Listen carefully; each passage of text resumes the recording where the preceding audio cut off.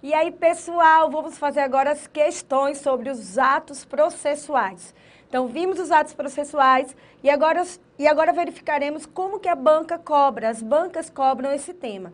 Claro que muitas vezes, gente, eles dão uma misturada com outros temas, mas vamos para as questões para a gente verificar aí os atos processuais. Vamos para o quadro. 2014, FCC, 16ª Região, Analista Judiciário, Oficial de Justiça, Avaliador. No tocante aos prazos processuais, é incorreto afirmar. Incorreto afirmar.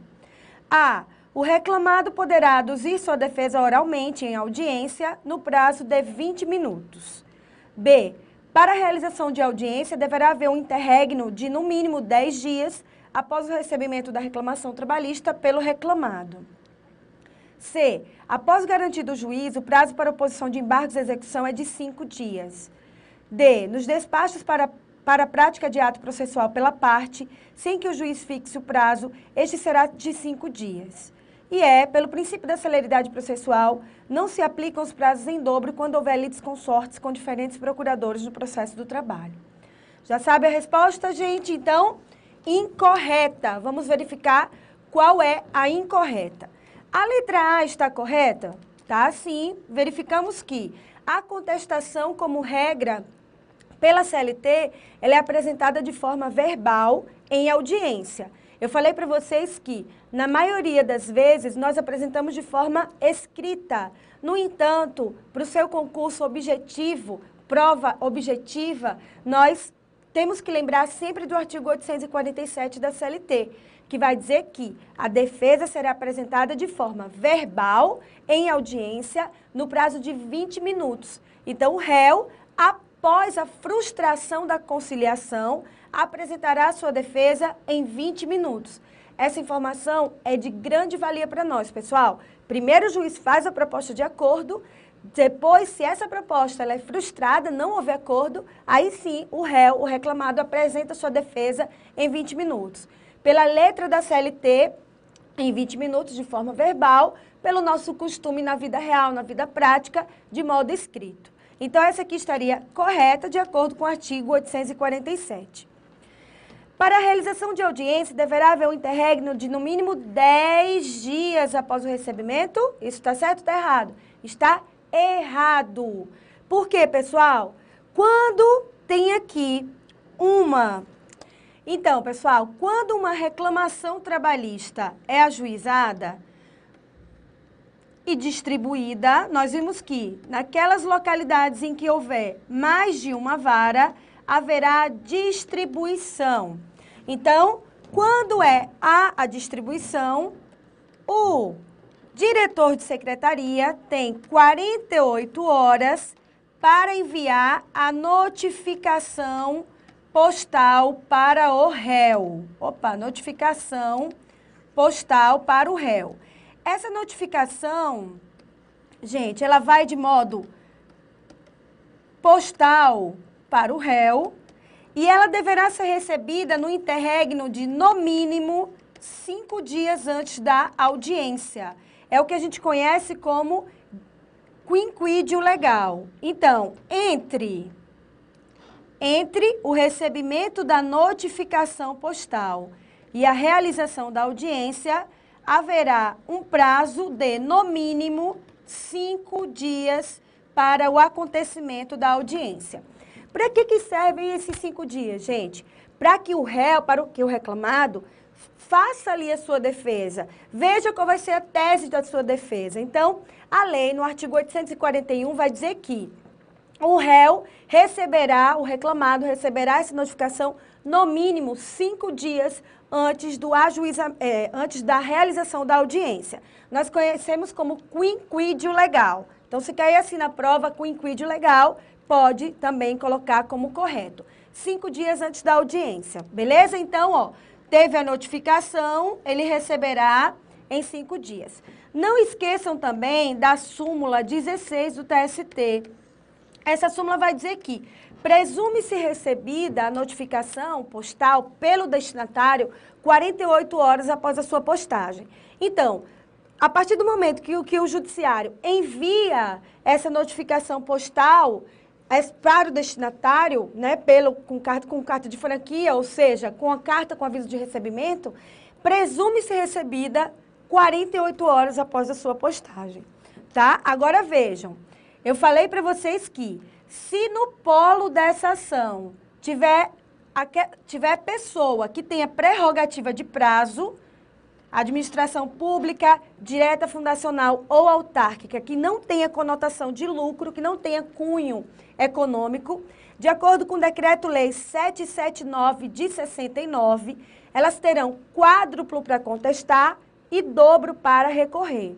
Então, as pessoas que têm prerrogativa de prazo, quádruplo para contestar e dobro para recorrer. Mas você pode estar pensando assim, mas professora, se a contestação trabalhista, se a defesa trabalhista é apresentada em audiência, ou seja, vocês não têm prazo para contestar, que nem no processo civil, como que eu verificaria essa prerrogativa de prazo dessas pessoas que têm o quádruplo para contestar? Gente, o próprio Decreto-Lei 779 vai falar sobre isso. Ele vai dizer, olha, na Justiça do Trabalho, como não há prazo para contestar, essas pessoas que têm prerrogativa de prazo terão quádruplo para marcação da audiência. Então, vamos para o quadro. Se as pessoas comuns que não têm prerrogativa de prazo, vai ter lá a reclamação trabalhista, a distribuição, o envio da notificação postal e entre o recebimento da notificação postal e a realização da audiência, deverá ter no mínimo 5 dias. Acabamos de ver isso, que é o quinquídio legal, que está no artigo 841 da CLT. Se essas pessoas comuns que não têm prerrogativa têm 5 dias, e as pessoas que têm prerrogativa de prazo têm o quádruplo para contestar, o que o decreto-lei pensou? Então, eu farei quádruplo para marcação da audiência. Então, se tiver no polo essas pessoas que têm prerrogativa de prazo, a gente vai quadruplicar o tempo em que ele recebe a notificação e a realização da audiência. Então, se tem uma RT que tem essas pessoas com prerrogativa, a mesma coisa. Distribuído, enviada a notificação postal, mas entre a realização da audiência, haverá não o prazo de 5 dias, mas o prazo de 20 dias. Por quê? 4 vezes 5, que é o tempo ali das pessoas comuns. Só como eles têm o quádruplo para contestar, de acordo com o Decreto-Lei 779 de 69, aí sim, 4 vezes 5, ele terá entre o recebimento da notificação e a realização da audiência 20 dias, desde que tenha no polo a administração pública direta, fundacional ou autárquica e que não tenha conotação ou cunho de lucro, beleza? Agora, pessoal, várias vezes as bancas de concurso público na área trabalhista, elas colocam uma questão que é nossa, que faz parte da orientação jurisprudencial 310 da SDI1. Vejam só, lá no processo civil, quando você tem litisconsortes com advogados distintos, então imagina uma situação assim, ó, uma reclamação trabalhista que tenha 3 réus. O primeiro reclamado, o segundo reclamado e o terceiro reclamado. Cada um com um procurador diferente. Um com advogado, outro com advogado 1, 2 e 3. Cada um com advogado diferente. No processo civil, no artigo 191 do CPC, vai dizer que quando os litisconsortes tiverem advogados diferentes, o prazo será diferenciado, ele não será um prazo comum. Só que o TST orientou jurisprudencialmente pela OJ 310, dizendo que, mesmo que os litisconsortes tenham advogados distintos, não haverá observação daquele prazo diferenciado do CPC no artigo 191. Ou seja, nesse caso que a gente colocou aqui no quadro, essas pessoas terão prazo comum para praticar os atos processuais. Então, o prazo, mesmo com vários litisconsortes, com advogados diferentes, o prazo será comum. Beleza, pessoal? Vamos voltar aqui para a nossa questão. Então, a incorreta já seria a letra B, porque ele está dizendo que para a realização de audiência deverá haver um interregno de no mínimo 10 dias após o recebimento da reclamação trabalhista pelo reclamado. Na verdade, são 5 dias, ok? C. Após garantido o juízo, o prazo para oposição de embargos à execução é de 5 dias. Certíssimo, artigo 884 da CLT. D. Nos despachos para a prática de ato processual pela parte, sem que o juiz fixe o prazo, este será de 5 dias. Certo. E pelo princípio da celeridade, não se aplicam os prazos em dobro quando houver litisconsortes com diferentes procuradores no processo do trabalho. Certo, vimos a OJ 310 da SDI 1. Essa é a resposta correta também. Então, a incorreta é a letra B, uma vez que a questão pede a incorreta. Beleza? Então, vamos lá. Segunda questão. FCC 2014, 16ª região. Sobre a teoria geral do processo, A. O agravo de petição é um recurso próprio do processo do trabalho, cabível das decisões proferidas nas execuções, cujo prazo é de 5 dias da garantia do juízo. B. As custas processuais serão recolhidas ao final, fixadas em 1% do valor dado à causa, quando a ação for julgada improcedente. C. Na audiência, o empregador poderá fazer-se substituir pelo preposto, que tenha conhecimento dos fatos e cuja declaração não obrigará o proponente. D. Aberta a audiência, o juiz receberá a defesa e proporá a conciliação, sendo que nos casos de insucesso passará a instrução processual. E D. Distribuída a reclamação trabalhista verbal, deverá o reclamante comparecer à secretaria ou cartório para reduzi-la a termo no prazo de 5 dias, em regra. Já sabe qual é a certa aí? Estamos procurando aqui a correta. A antes era a incorreta, agora a letra correta. Vamos verificar uma por uma, pessoal, para ver se fixou aí custas, se fixou o ato em si processual, para você gabaritar nessa prova. E eu estou aqui torcendo para você, porque eu quero ser chamada para o churrasco, hein, gente? Eu já falei isso para vocês. Eu quero ser chamada para o churrasco, da sua posse. Seja qual for o lugar do Brasil, me chama que eu vou. Saio lá de Brasília, ó, vou correndo aí para a sua cidade, se Deus quiser. Então, vamos lá. Letra A. O agravo de petição é um recurso próprio do processo do trabalho, correto. Cabível das decisões proferidas em execução, correto. Cujo prazo é de 5 dias da garantia do juízo. Aí aqui já começou tudo errado. Vejam só. O agravo de petição, nós vamos estudar em recurso ainda. Só que, como a questão envolvia atos processuais, eu resolvi colocá-la aqui, mas a gente vai estudar. O que você precisa saber é que o agravo de petição é um recurso típico da execução, e que ele tem custas, sim, na sua interposição, para a interposição, mas essas custas, elas são pagas ao final. Elas não são pagas no ato da interposição. Por quê? A própria CLT vai dizer que as custas na execução serão sempre pagas pelo executado ao final. Então, quando da interposição de recurso, ele não tem. Outra coisa que você precisa saber é que os nossos prazos recursais, ele tem uma uniformidade. Basicamente, todos os nossos recursos têm prazo de 8 dias. Se você souber isso, vai matar muita charada. Então, ó, agravo de petição, recurso ordinário, recurso de revista, embargos ao TST. Então, esses recursos, eles têm prazo de 8 dias. Memoriza pelo diferente. O que é diferente para nós? Embargos de declaração, 5 dias. Agravo regimental, vai depender do regimento interno do seu tribunal. E o recurso extraordinário, se houver necessidade, lá para o STF, 15 dias. Tá, gente? Mas há uma uniformização dos prazos recursais. A terceira coisa que está errada nessa questão é que o prazo para o agravo de petição, para a interposição do agravo, não é da garantia da execução. Isso é para o embargo à execução, que é um incidente processual na execução. O agravo de petição, ele vem de uma sentença na execução. Então, o prazo nasce da sentença na execução e não da garantia da execução, como diz a questão aqui, ok? Então, aqui estaria errada, por causa dessa última partezinha aqui, ó. Até aqui estaria perfeito, depois disso estaria incorreto. B. As custas processuais serão recolhidas ao final, já começamos errado, fixadas em 1% do valor dado à causa quando a ação for julgada improcedente. Gente, nem sempre serão recolhidas ao final. Podem ser recolhidas quando? Quando da interposição do recurso.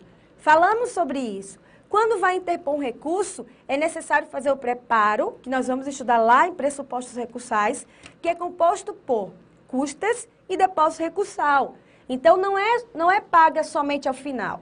Se a questão dissesse assim, as custas processuais na execução serão sempre pagas ao final, estaria correto. Mas aqui não está dizendo. Aliás, a questão está dando a entender que ele está fixando uma custa na fase de conhecimento, porque o restante da questão fala em fase de conhecimento. Então, aqui é um pega da banca. Isso está errado. Nem sempre as custas são pagas ao final. Elas podem ser pagas aqui, quando da interposição de um recurso. Segundo erro da questão, 1%. Nós vimos que as custas na fase de conhecimento são sempre de 2%. 2%. A diferença vai ser no que ela vai incidir. Se improcedente, sobre o valor da causa. Se procedente, valor da condenação. E assim vai, estudamos item a item, o que faz a questão totalmente incorreta. C. Na audiência, o empregador poderá fazer-se substituir pelo preposto, ok? Que tenha conhecimento dos fatos, ok? E cuja declaração não obrigará o proponente? Não. O depoimento do preposto obrigará o proponente. O preposto é o representante do réu em audiência.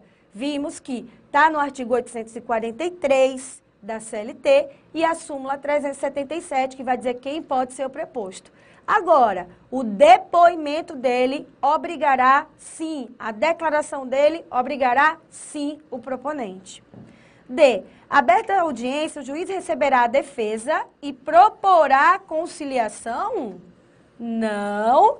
Primeiro ele faz a proposta de conciliação, somente depois de frustrada é que haverá o recebimento da defesa do réu. Tá, gente? Então, primeira coisa, boa tarde, pessoal, tudo bem? Tem proposta de acordo?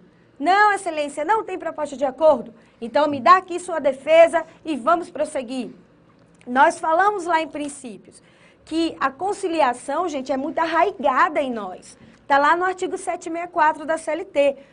Todo dissídio coletivo e dissídio individual sempre passará pelo juízo de conciliação. Vocês que fazem concurso público, a gente que faz concurso público, fica sempre com medo. Sempre, professor, isso está errado. Não, se cair lá. Os dissídios individuais e coletivos serão sempre submetidos à conciliação. Estaria correto? Estaria sim. Mas a primeira coisa que o juiz tem que fazer é a proposta conciliatória. Aberta a sessão, o juiz esclarecerá as partes sobre o benefício de um acordo. E esse acordo, pessoal, pode ser feito em qualquer fase do processo. O que a gente discutiu lá em princípio foi o momento que o juiz deve fazer a proposta, ou seja, o momento da proposta de conciliação, ok? A questão estaria errada por quê? Primeiro ele faz a proposta, depois ele recebe a defesa. Somente quando esse acordo é frustrado que ele receberá a defesa. Então, resta a letra E. Distribuída a reclamação, deverá o reclamante comparecer à secretaria ou cartório para reduzi-la a termo no prazo de 5 dias.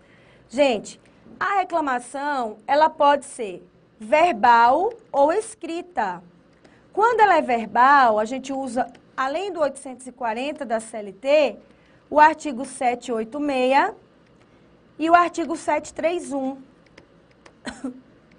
Então, imaginem vocês. É uma coisa que na vida real mesmo está em desuso, mas numa prova é sempre cobrado, sempre. Então, imaginem vocês que eu compareça até a Justiça do Trabalho hoje para reduzir para ajuizar uma ação. E eu cheguei lá e digo, olha, seu servidor, eu quero ajuizar uma ação contra meu ex-empregador. E aí, Esse servidor vai pegar os meus dados, os dados do meu ex-empregador, mas eu não vou reduzir a termo, dizer o que aconteceu, ou seja, transformar o falado em escrito. Não. Haverá depois que eu fui lá e disse que queria ajuizar, haverá uma distribuição, se tiver mais de uma vara, claro. E quando chega essa vara, quando chega essa secretaria, eu terei 5 dias para reduzir a termo a minha pretensão. Transformar o falado em escrito. Então, eu terei 5 dias, salvo motivo relevante devidamente justificado. Se eu não compareci em 5 dias, haverá o arquivamento dessa ação e eu tenho como penalidade, porque eu fui rebelde por não comparecer, eu devo esperar 6 meses para ajuizar a minha próxima ação, uma vez que isso é a perempção temporária. Perempção é a perda do direito de ação de forma temporária que nós temos no processo do trabalho, ok? Então, 6 meses para esperar a próxima ação. Seguindo, FCC 2014, segunda região, analista, área judiciária. Quanto aos atos, termos e prazos processuais, é correto afirmar que os documentos juntados aos autos poderão ser desentranhados somente depois de 5 anos do trânsito em julgado da sentença. B. Os prazos que se vencerem sábado, domingo ou dia de feriado terminarão no primeiro dia útil seguinte. D. Prazos previstos na legislação trabalhista contam-se com a inclusão do começo e a exclusão do dia do vencimento, não podendo ser prorrogado. Não podendo ser prorrogado. D. Os atos processuais realizar-se-ão nos dias úteis das 6 às 18 horas.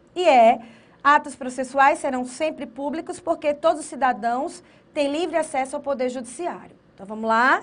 Documentos juntados aos autos poderão ser desentranhados somente depois de 5 anos de trânsito em julgado da sentença? Não. Errado, uma vez que o artigo 780 da CLT vai nos dizer que os documentos juntos aos autos poderão ser desentranhados somente depois de findo o processo. Findo o processo, ficando traslado. Então, ficando ali com cópia, né? Você retira ali e deixa o traslado. Beleza. B. Prazos que se vencerem sábado, domingo ou dia de feriado terminarão no primeiro dia útil seguinte. Literalidade do parágrafo único do artigo 775 da CLT. Literalidade, tá, gente? Literalidade do artigo 775 da CLT. Então, esse já está correto, a letra B. C. Os prazos previstos na legislação contam-se com a exclusão do dia do começo e exclusão do dia do final, não podendo ser prorrogados. Não, pode sim ser prorrogados quando ali tiver questões, né, imprevistas e etc. Então, pode ser prorrogado. A lei não vai falar isso. Peguem o artigo 775, a literalidade dele, que vai dizer assim, ó.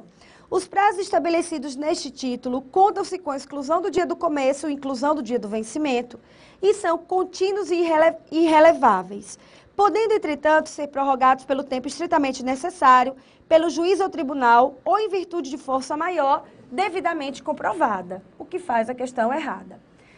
D. Os atos processuais realizar-se-ão nos dias úteis das 6 às 18 horas. O que tá errado aqui, gente? Falei para vocês que isso é sempre pega.